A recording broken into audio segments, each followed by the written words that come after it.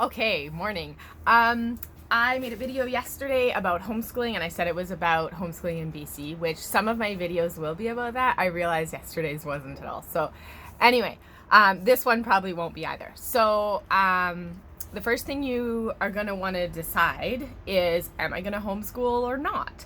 So I just want to encourage you that it doesn't have to be a lifetime decision. It can be just for the year, or honestly, it doesn't have to be for the whole year. So if 2 months in, you're like, you know what, this just isn't working, this is a nightmare, you can put your kids in school. And I'm sure most administrators or teachers wouldn't love that I'm saying that, because it's not ideal to put a child in school partway through, but this whole year isn't really ideal. So there may be kids who are being pulled out partway through if the pandemic gets worse or things, are changing in BC, whatever.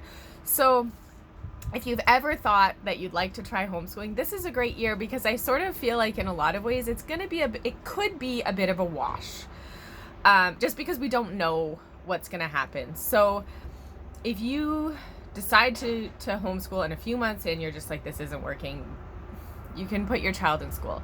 Another thing is that you don't have to decide to homeschool all of your children. So if you have a few children and one of them is super anxious about everything going on, or is struggling with some things or won't keep a mask on or whatever, you can choose to just homeschool that one child and put the other ones in school. Or on the other hand, if you think most of your kids or a few of your kids would do really well with homeschooling, but one it wouldn't go well, you can put that one in school. Like, there's no rule. There's lots of families out there who mix and match and whatever. It's what's going to work for you and for each of your children.